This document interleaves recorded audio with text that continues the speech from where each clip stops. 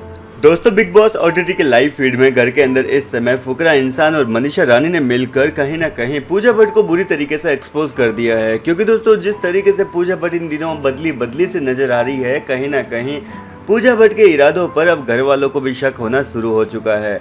और यही वजह है कि यहाँ पर मनीषा रानी ने कह दिया कि ये साली पहले हफ्ते तो हमको इतना तारीफ करती थी, हमारे लिए लोगों से लड़ लेती थी, हमारे लिए कहती थी कि ये लड़की कभी फेक नहीं हो सकती, और अब अचानक से ये खुद ही हमारे ऊपर इल्जाम लगा रही है, हमारे ऊपर इतने गंदे गंदे इल्जाम लगा रही है। दरअसल दोस्तों, यहाँ पर फुकरा इंसान ने भी पूजा भट्ट के बारे में कहा कि कल ना पूजा भट्ट खुद गलत हो गई थी और इसका खुद के पास में जवाब नहीं था।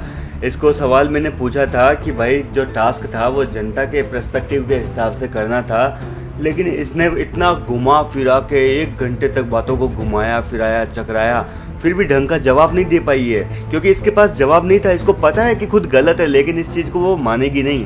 और एंड ऑफ द कॉन्वर्जेशन मैंने वापस पूजा मैम को सीधा मुंह पे बोला था कि यही तो मैं सवाल पूछ रहा था आपसे, जिसका जवाब मुझे अभी तक नहीं मिला।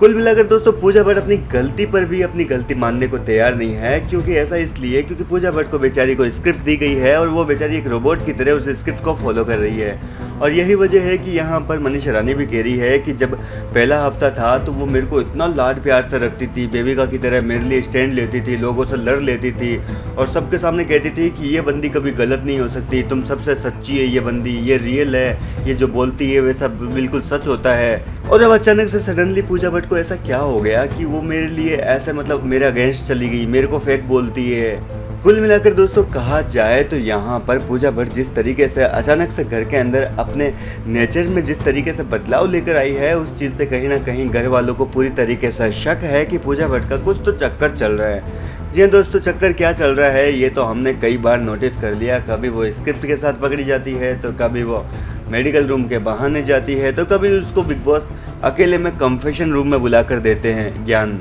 खैर दोस्तों, अब क्या चल रहा है ये तो भगवान जाने। फिलहाल आपका क्या है कहना इस पूरे मुद्दे को लेकर, अपनी राय हमें कमेंट में ज़रूर बताएं। लेटेस्ट अपडेट्स के लिए हमारे साथ बने रहिए।